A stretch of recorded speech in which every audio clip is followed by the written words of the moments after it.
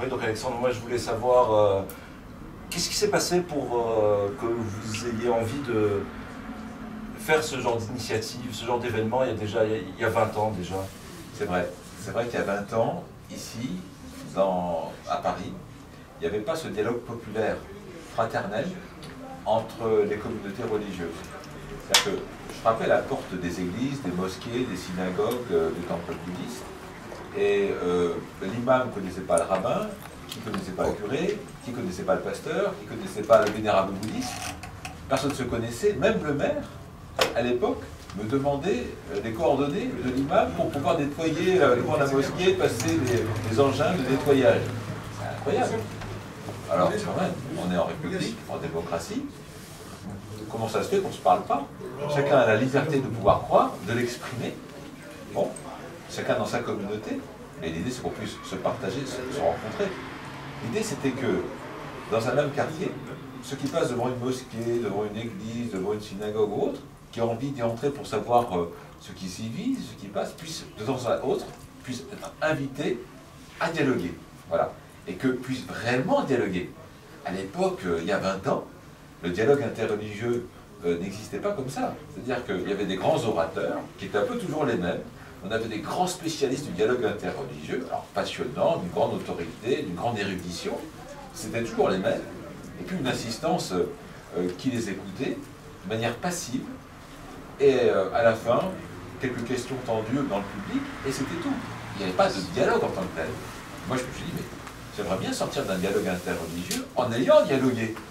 Donc, on va faire l'inverse. On va faire en sorte que, certes, les responsables de communauté puissent parler, bon, parce que c'est eux qui connaissent le mieux leur religion, mais que dans un second temps, l'assistance, l'assemblée, puisse se réunir en petits groupes et faire ce qu'on a fait tout à l'heure. C'est-à-dire qu'on a réuni les chaises en rond, et on a échangé entre les uns et les autres.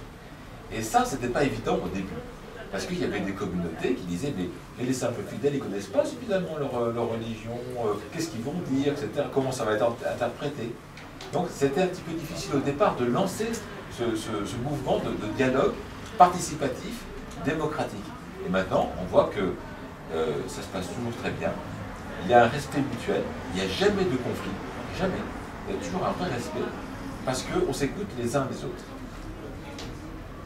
Et donc c'est la clé de quoi ce dialogue interreligieux pour vous? C'est à quelle nécessité?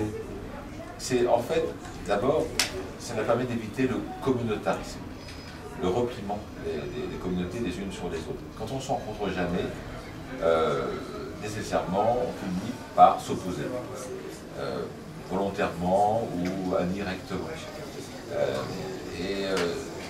On invite aussi des simples fidèles qui frappent à la porte d'une communauté, d'une mosquée ou d'une église, bon, qui ont envie de découvrir autre chose, parce qu'ils ont une situation difficile, ils ont peut-être perdu un mari ou une femme, perdu un emploi également, donc ils ont besoin d'une communauté fraternelle. Et c'est vrai que des communautés religieuses, quelles qu'elles soient, offrent cette fraternité à l'intérieur. Donc il y a des compétences, il y a une richesse, il y a une générosité qui se vit à l'intérieur. Si on pouvait partager cette générosité là dans le quartier, offrir un réseau relationnel fraternel à ceux qui en manquent justement, ben, c'est gagnant pour tout le monde. Et donc après 20 ans d'existence de votre association CIE, après 15 ans d'exercice de ce dont vous nous parlez dans le 12e arrondissement, qu'est-ce que vous retirez comme enseignement de cette expérience-là? Bien, c'est de dire qu'on est avant tout des hommes, des femmes, de bonne volonté, qui croient qu'au-dessus, il y a une foi plus grande que la sienne. Et aussi que celui qui est au-dessus, qui est Dieu, qui est l'absolu, nous invite à aller à la rencontre de l'autre. Et ça, c'est commun à toutes les communautés, à tout un chacun. Sans prosélytisme. Et exactement, sans prosélytisme. Il n'y a jamais eu, en 20 ans, on a fait plus de 600 rencontres, jamais eu un cas de prosélytisme. Il y avait toutes ces craintes il y a 20 ans. Bon, le prosélytisme, le communautarisme, l'accord de l'autre, le fait de pouvoir dialoguer sans connaître vraiment totalement sa religion. Il y avait des craintes. Mais en fait, on voit que l'échange se fait très bien grâce à la laïcité.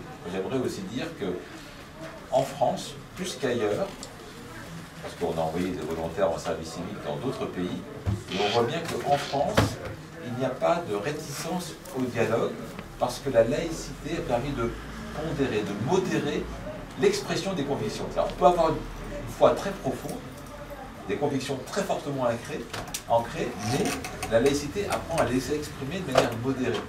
Et la France est un vieux pays de laïcité, et je crois que c'est pour cette raison que ce qui s'est passé en France s'est pas passé ailleurs. C'est-à-dire qu'en France, on n'a pas peur de frapper à la porte des communautés religieuses et le culte qui s'ouvre. Moi, j'ai jamais eu d'opposition absolue, en fait. J'ai jamais vu de pense qu'il se ferme. Il y a une bonne volonté, on va essayer, pourquoi pas, et puis c'est une bonne chose. Donc ça, c'est quelque chose que la France peut apporter aussi. On la critique beaucoup, la France, concernant la laïcité, en disant qu'à cause de la laïcité, elle s'oppose aux religions. Non, moi je dirais que la laïcité bien compris permet au contraire aux religions de s'ouvrir, et notamment aussi aux sans religion. Et une dernière question, c'est sur votre ressenti, quand vous avez entendu les discours des jeunes, là, ça vous a... j'ai vu que vous étiez allé les interroger d'ailleurs, ça vous a fait quoi? C'est formidable, ces jeunes qui se disent on préfère être mélangés pour jouer au foot, garçons-filles, chrétiens-musulmans, plutôt que d'un côté les filles, de l'autre côté les garçons, d'un côté les chrétiens, de l'autre côté les musulmans. C'est l'inverse du discours qu'on entend souvent, savoir que les jeunes aimeraient s'affirmer de manière identitaire et auraient besoin d'un opposant pour pouvoir exister. Ben là, on a l'inverse. On a des jeunes qui, au contraire, aspirent à se mélanger, à dialoguer, à apprendre les uns des autres. Et leurs responsables de communauté, là on l'a vu tout à l'heure, avec les prêtres, avec les imams, eux aussi ont un enseignement qui va de l'avant, qui est de dialoguer, d'échanger, de se rencontrer, d'avancer ensemble. Et c'est cette France-là que j'aimerais pouvoir montrer, parce que c'est elle qui vit dans les quartiers, c'est elle qui finalement sera celle de demain. Il y aura toujours des identitaires en France, mais ils resteront minoritaires. Et c'est dommage de leur donner trop d'importance, parce que la réalité, elle est là, elle se vit au quotidien, et je suis très reconnaissant d'avoir voulu la valoriser, la montrer aux autres. Merci beaucoup pour ce que vous venez de dire et pour votre interview. Merci.